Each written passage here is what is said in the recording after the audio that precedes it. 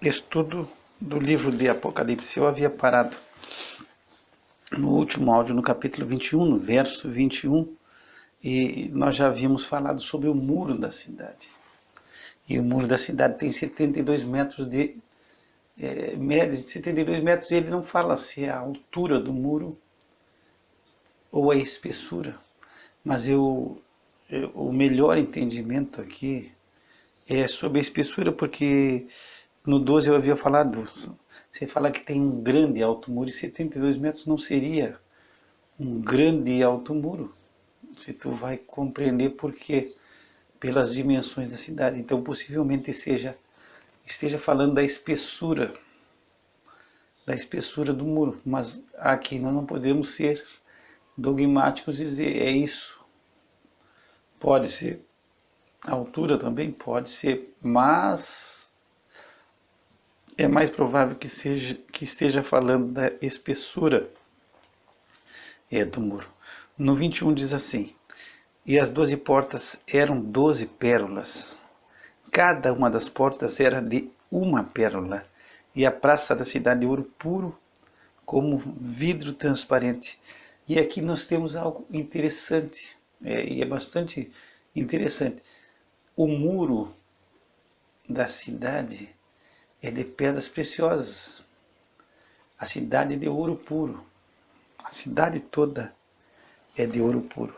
Então são metais, são pedras, vem todo do reino mineral. Agora as portas da cidade são de pérola, e aí existe uma diferença gritante, porque se tu vai ver o templo de Salomão, o templo de Salomão ele foi todo revestido com ouro, todo por dentro, as portas, tudo foi revestido com ouro. Mas aqui nós temos porta, e cada porta são 12 portas, com 12 anjos, com o nome das 12 tribos, mas são de pérola. E aí João faz um detalhe, ele diz que cada uma das portas era de uma pérola só. Então aqui são portas grandíssimas, não são portinhas pequenas, são portas grandes, são portas, não é porta de uma casa normal, é a porta de uma cidade. Então são portas grandíssimas. Ali não estamos falando de uma portinha de uma residência, não, é num muro. São as portas que se encontram nos muros. Então são portas grandíssimas. E João faz questão de dizer que cada porta era uma pérola só, não é um conjunto de pérolas. E aí é algo para nós também que foge ao nosso entendimento. Porque nós sabemos que as pérolas são pequenas, são muito pequenas. Mas aqui tem uma pérola que é uma pérola, só forma uma porta. Então Deus forma algo grandioso, mais uma vez grandioso, porque não tem ostra na face da terra hoje que possa criar uma pérola desse jeito. Então é algo sobrenatural ao nosso entendimento. E a pérola é diferente das outras pedras preciosas, é preciosíssima, a pérola é preciosíssima, mas a pérola ela é formada a partir da dor, do sofrimento. A pérola ela simplesmente é uma resposta à dor e ao sofrimento da ostra. Quando entra alguma substância, um grão de areia, e está machucando, e está trazendo sofrimento, e está trazendo dor, e a ostra começa a revestir aquele grão ou aquela substância que está lhe causando dor, ele começa a revestir com uma substância para que a dor venha a passar. Então a pérola é resultado de dor e sofrimento. É uma resposta à dor e ao sofrimento. E as portas da nossa cidade celestial são de pérolas. E é uma pérola só. E quem sabe exista uma aplicação de Deus para nós. É uma grande cidade, é uma cidade esplendorosa. Nós estamos dentro, herdamos, mas é resultado de sofrimento e de dor. É resultado de um alto preço que foi pago. Se fala sempre aqui no Cordeiro, então é lembrança. Tu vai ver no versículo 22, fala do Senhor Deus Todo-Poderoso e do Cordeiro. Então, sempre, mesmo diante da glória e da majestade, quem sabe Deus quer nos fazer sempre lembrar, e nós temos o conhecimento, é o Cordeiro, quer dizer, foi pago um preço. O apóstolo Pedro diz na sua epístola, nós não fomos resgatados nem por ouro nem por prata, por coisas corruptíveis, mas pelo precioso sangue de Cristo. Tu acha essa passagem em 1 Pedro 1,19, a partir do 18, sabendo que não foi com coisas corruptíveis, como prata ou ouro, que fosses resgatados da vossa vã maneira de viver, que por tradição recebesse dos vossos pais, mas com o precioso sangue de Cristo, como de um cordeiro imaculado e incontaminado. Então, é toda glória, é só coisa maravilhosa, a gente vai ficar maravilhado. Mas tu vê que no final, Deus sempre está falando, é o cordeiro e a pérola tem uma aplicação de que tudo é maravilhoso e que a salvação foi de graça, mas que custou sofrimento, custou dor. O Filho de Deus sofreu. Então a ostra sofre e padece dor, e até ela conseguir formar a pérola, ela está sofrendo. Então nós temos que entender que tudo isso, toda essa glória, custou, não foi de graça, embora que nós tenhamos recebido de graça. Foi pago um alto preço, e essas portas, quem sabe, vão nos fazer lembrar sempre, e não nos fazer, porque são portas eternas, vão nos fazer lembrar e quem sabe aumentar o nosso gozo a cada momento. Nós não estamos ali de graça, foi pago um alto preço por nós, e não foi usado pedras preciosas, não foi usado ouro, mas foi pelo sangue do Cordeiro. Então as portas vão nos trazer uma lembrança do preço pago, e tu vai ver que sempre está falando do Cordeiro, e então Deus não quer deixar simplesmente, não, está tudo aqui maravilhoso e foi tudo fácil, não. A crucificação diz que a crucificação foi criada pelos persas, aperfeiçoada pelos romanos, e era uma forma de morte a mais cruel que havia. Os romanos faziam a crucificação e faziam questão de colocar a cruz num lugar alto para intimidar qualquer pessoa que tentasse se levantar contra Roma. Era uma morte da mais cruel, e o cidadão romano, ele jamais poderia ser crucificado, a não ser que ele cometesse um crime contra o Estado, contra Roma. De forma alguma ele seria crucificado por qualquer tipo de crime, a não ser se ele cometesse um crime contra Roma. Então os romanos não eram crucificados, eles faziam isso com os povos dominados para criar terror e medo.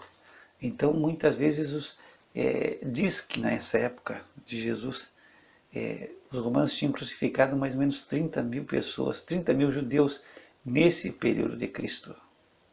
Só nesse momento se colocava a pessoa na cruz, se prendia a pessoa na cruz, e se colocava um calço na parte dos pés, porque para a morte ser mais demorada, porque senão o crucificado ele morreria asfixiado, porque o corpo precisa levantar para respirar.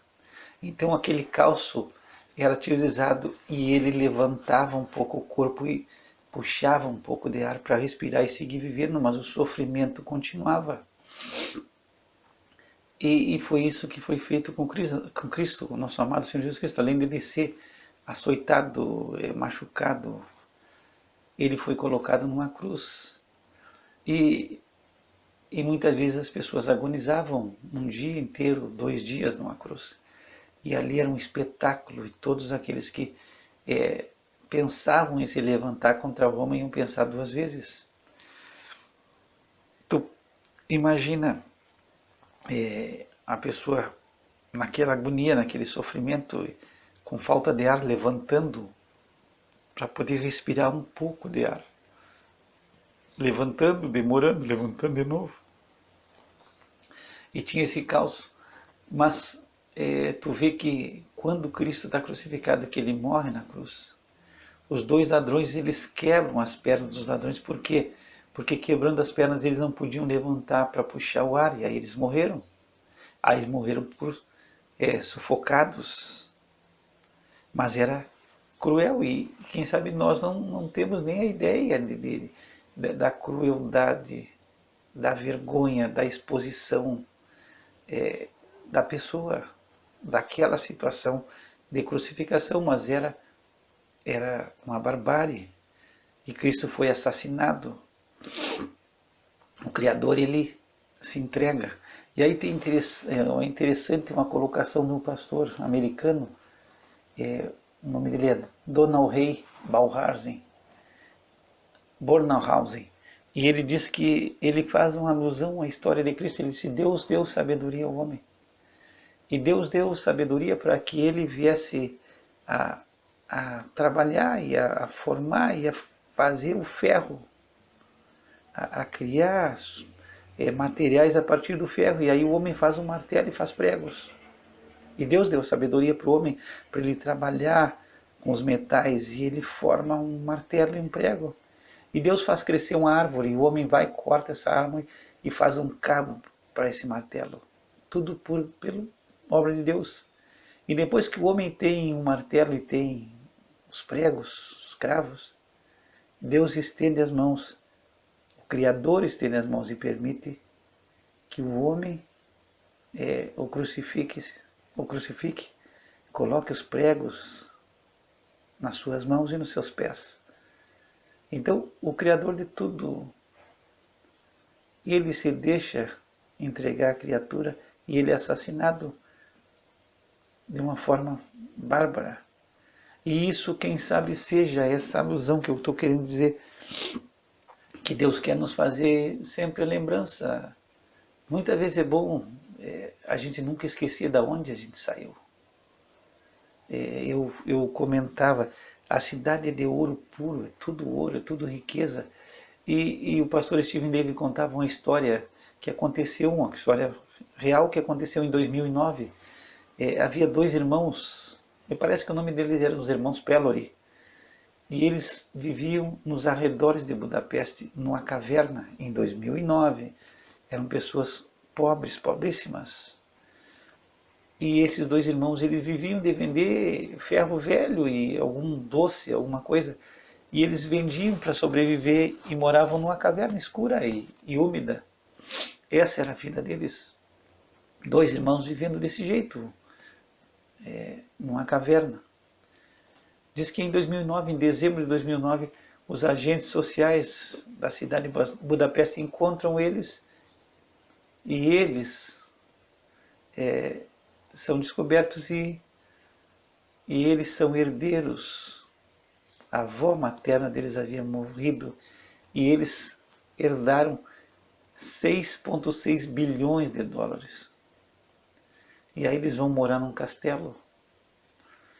Esses 2 jovens que moravam numa caverna escura e úmida, que viviam na extrema miséria, eles, da noite para o dia, eles herdam uma fortuna incalculável e eles vão morar num castelo. E quem sabe seja essa a nossa situação. nós que não somos merecedores, que vivemos numa pobreza tremenda, vamos viver num lugar do maior luxo e da maior riqueza que se possa imaginar. É uma situação anormal para a nossa vida, não é normal, não é a nossa classe, é coisa de outro mundo, é de um reino celestial. Depois João, ele segue dizendo que a praça da cidade, assim como a cidade é uma praça de ouro puro, porque a cidade toda é de ouro puro. E ele diz que é semelhante a um vidro transparente. No 22 ele diz que não viu o templo, e quem sabe João está fazendo a procura, ele está fazendo sem falar nada para o anjo, mas ele está dando uma olhada, porque ele não perguntou para o anjo. Ele não pergunta se o templo onde é que é. Ele simplesmente está, o anjo está mostrando e ele diz, olha, eu não vi templo. Mas ele tem a sua conclusão, ele diz, por quê? Porque o templo é o Senhor, Deus Todo-Poderoso, o El Shaddai, o Deus Todo-Poderoso e o Cordeiro. O templo é o nosso Deus e o Cordeiro, esse é o templo. E aí, nós vamos lembrar que no Evangelho de João, no capítulo 4, no verso 24, Jesus ele está falando no capítulo 4 com a samaritana e ela quer saber aonde se adora, onde é o lugar de adoração. Vocês dizem que é Jerusalém, nós adoramos a Deus aqui nesse monte. E aí Jesus, a partir do 21, Jesus diz assim, mulher, crede-me que a hora vem em que nem neste monte, nem em Jerusalém adorareis o Pai. Aí no 23 ele diz, mas a hora vem, e agora é, que os verdadeiros adoradores adorarão o Pai em espírito e em verdade, porque o Pai procura a tais que assim o adorem. Deus é espírito, e importa que os que o adorem em espírito e em verdade. Então é aquela colocação, ela disse, olha, nós adoramos aqui, aprendemos do nosso Pai, dos nossos ancestrais, eles eram samaritanos, e ela disse, olha, nós aprendemos aqui a adorar nesse monte. E vocês dizem que a adoração é lá em Jerusalém. E eles tinham recebido, os samaritanos, eles diziam que receberam ali de Jacó, os ensinamentos de Jacó, nosso pai Jacó. Então eles tinham conhecimento, nós adoramos aqui nesse monte. Vocês adoram Jerusalém, aonde que é o lugar? Jesus não, Deus é Espírito, e é em qualquer lugar. Então aqui, João não vê um templo, não existe um local específico de adoração. Mas João não pergunta nada para o anjo, olha, e o templo, onde é que é o templo aqui na cidade? Se eu quiser adorar, onde é que eu vou? Mas João, ele não vê templo, e ele já tem uma noção e uma ideia. Porque no milênio havia templo. E Jesus estava presente. Agora, no reino eterno e no estado eterno não tem templo. E é diferente. Mas João, ele diz, olha, eu não vi templo nenhum. E aí ele tem uma conclusão. Por quê? Porque o seu templo é o Senhor. Então vai ser cumprir o que Jesus falou. Deus é Espírito e se adora a Deus. A presença de Deus está ali. Ezequiel, ele fala algo tremendo no livro de Ezequiel, no capítulo 48, no final do capítulo, ele diz o nome da cidade. Porque é a Nova Jerusalém. É a Nova Jerusalém que desce do céu. Quando tu pega em Apocalipse, quando Cristo, nosso amado Senhor Jesus, está falando com a igreja de Filadélfia, ele fala no verso 12, olha, eu vou escrever sobre nós, os salvos, o nome do meu Deus e o nome da cidade do meu Deus, a Nova Jerusalém.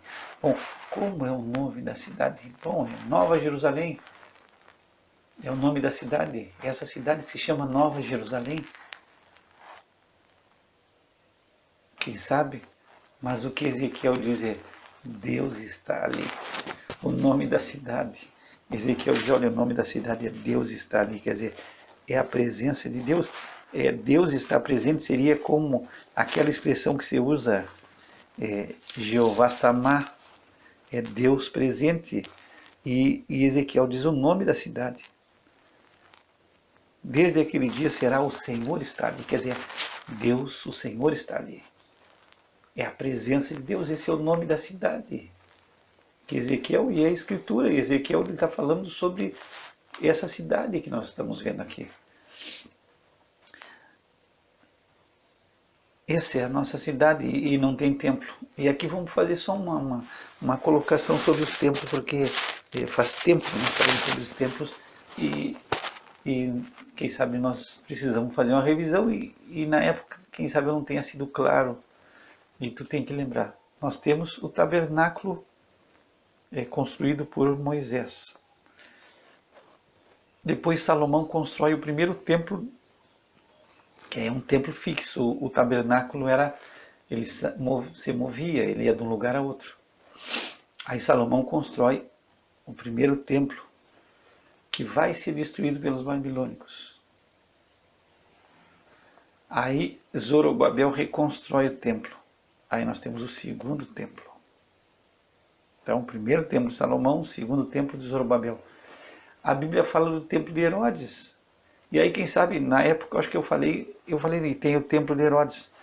Mas depois, estudando, Herodes não construiu, ele simplesmente ele aperfeiçoou, ele melhorou o templo de Zorobabel pelas coisas que haviam acontecido, pelas dificuldades. E o templo já tinha sido profanado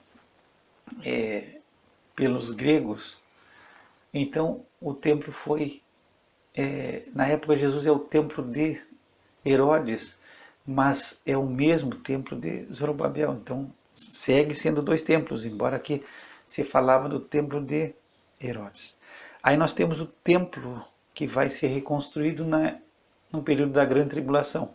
Seria o terceiro templo, em que o anticristo vai sentar e vai se sentir como Deus, a partir dos 3 anos e meio. Então, terceiro templo.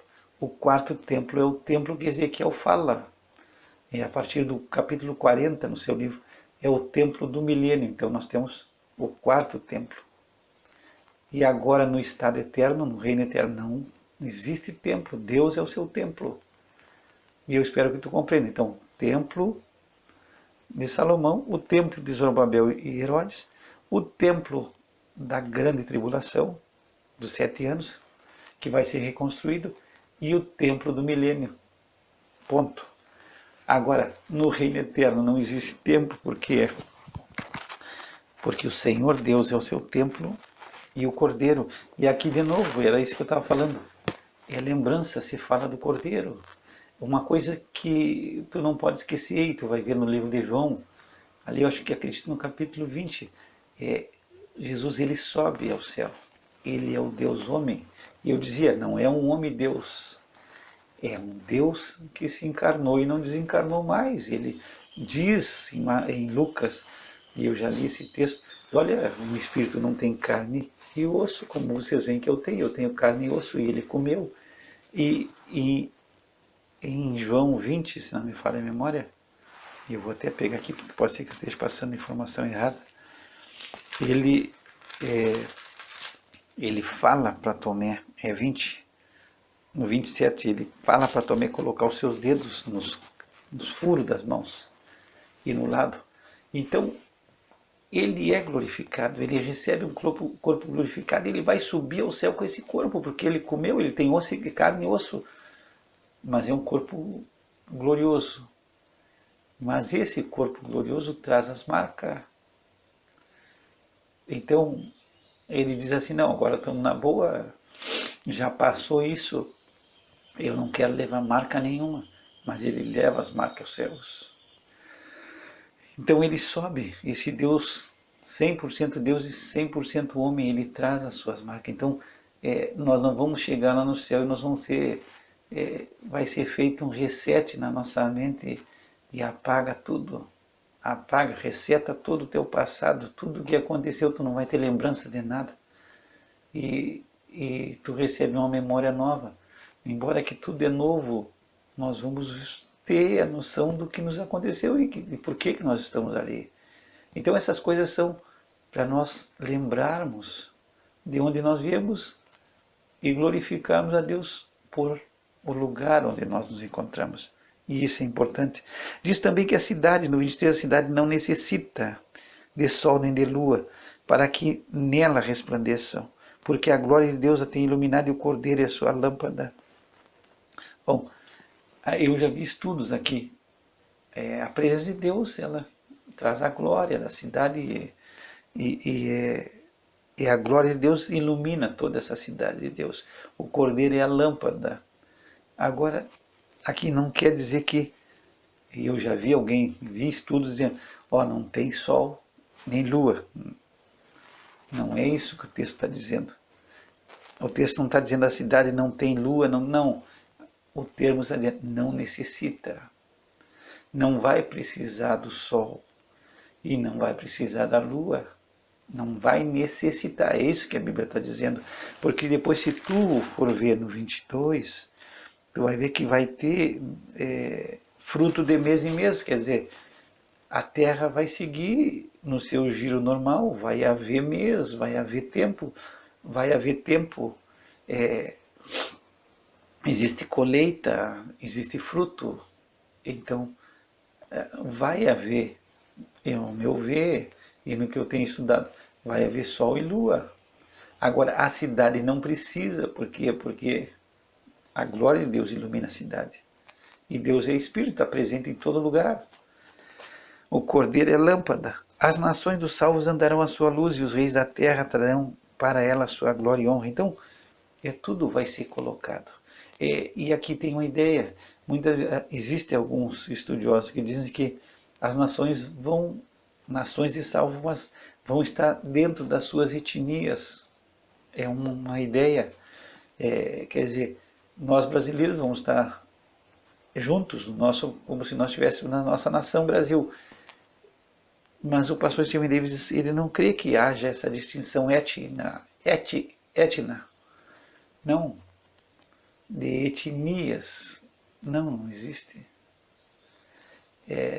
O que ele acredita é que todas as nações, é como um desfile, todos salvos vêm de todas as nações. E eles andam à luz, e todos trazem a glória e a honra ao reino.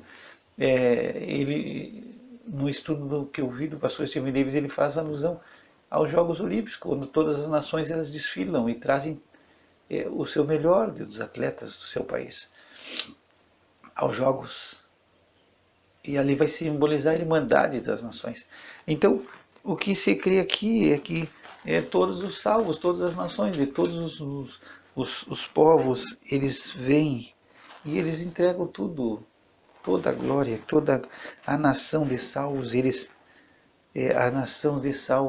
trazem a sua glória e honra ao Cordeiro.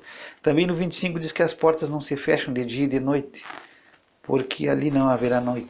Então, não existe noite porque a glória de Deus vai ser permanente, não necessita de lua, não necessita o sol, não vai haver um movimento de sol de tal maneira que agora o sol está brilhando no outro lado do planeta. Não, porque não vai precisar da luz do sol, vai ser a glória de Deus e o Cordeiro é a sua lâmpada. Então, não tem noite, vai ser dia sempre, e as portas não se fecham. Quer dizer, as portas estão sempre abertas, não existe perigo.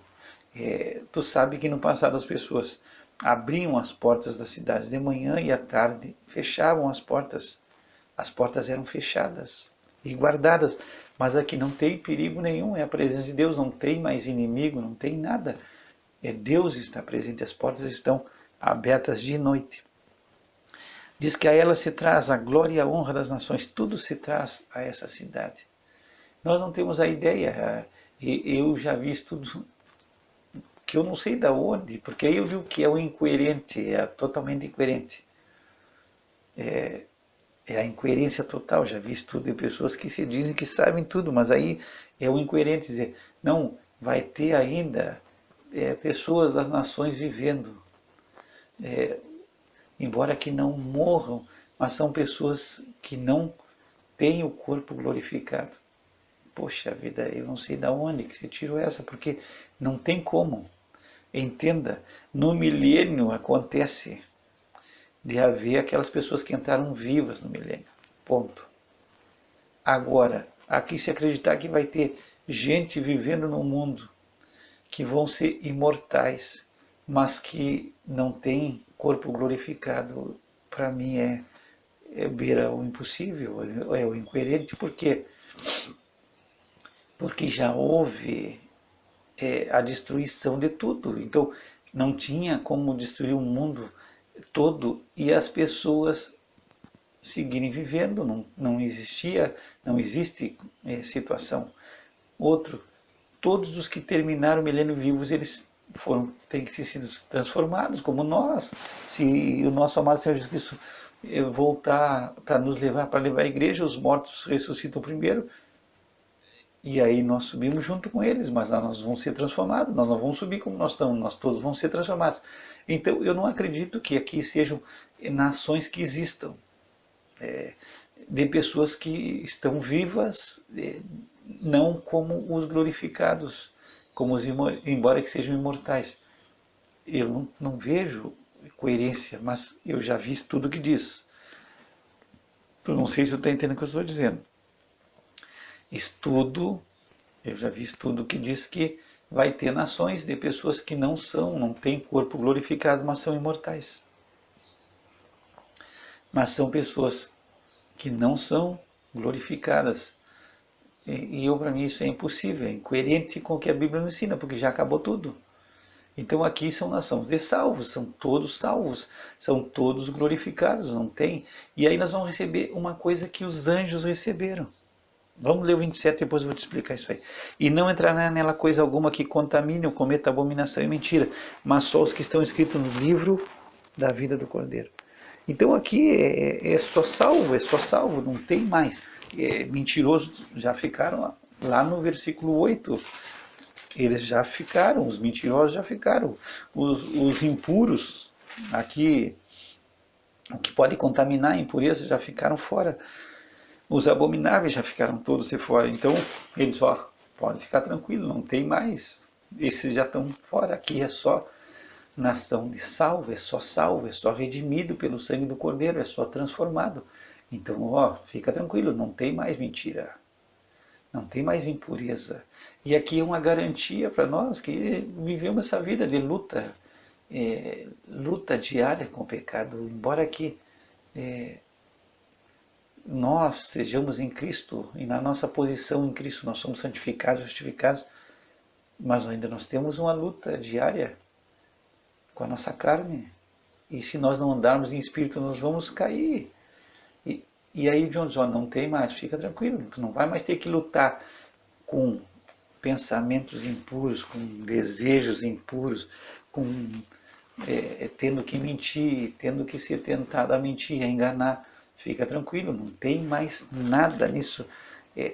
Nós recebemos o que eu acredito, e eu já estudei, que os anjos receberam. De uma forma que nós não entendemos, os anjos que não pecaram, eles receberam de Deus algo que nós não entendemos. Se tu pega 1 Timóteo 5, 21, Paulo escreve a Timóteo: conjuro diante de Deus e do Senhor Jesus Cristo e dos anjos eleitos, que sem prevenção guarde essas coisas, nada fazendo por parcialidade. Então, de alguma forma que nós não entendemos, esses anjos que não pecaram, que não seguiram Satanás, eles foram revestidos de uma impecabilidade. Eles são os anjos eleitos, e de alguma forma eles tiveram uma prova só. E aí quem seguiu a Satanás foi condenado eternamente, não tem volta. E aqueles que não seguiram e que foram fiéis, foi a prova deles. Eles receberam de uma forma que nós não entendemos, e aí é teologia, é um estudo teológico, receberam uma incorrupção. Eles são os anjos eleitos, eles se tornaram os anjos perfeitos, eles não iam pecar nunca mais.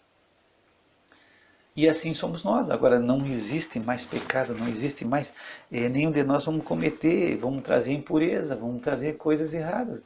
Ninguém vai entrar ali com pensamentos impuros, desejos enganosos. Quando eu pensava nessa cidade, eu digo, puxa vida, se o cara é ladrão e seria a cidade dos sonhos, para se tirar um Alasca de uma rua, para se tirar um pedacinho, um tijolinho de um prédio que é de ouro puro.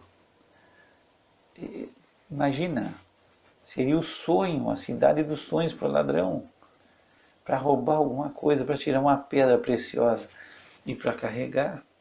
Então parece brincadeira, mas é uma cidade gloriosa, cidade exuberante. Não existe nada que se compare no mundo, não existe e não vai existir nada que se compare a essa cidade do nosso Deus. Seria o sonho de qualquer ladrão passar e pegar um pouquinho da poeira da rua, só tirar assim, botar no bolso e levar. Agora, não tem ninguém, não tem mentiroso, não tem abominável, não tem nada nenhum que faça essas coisas.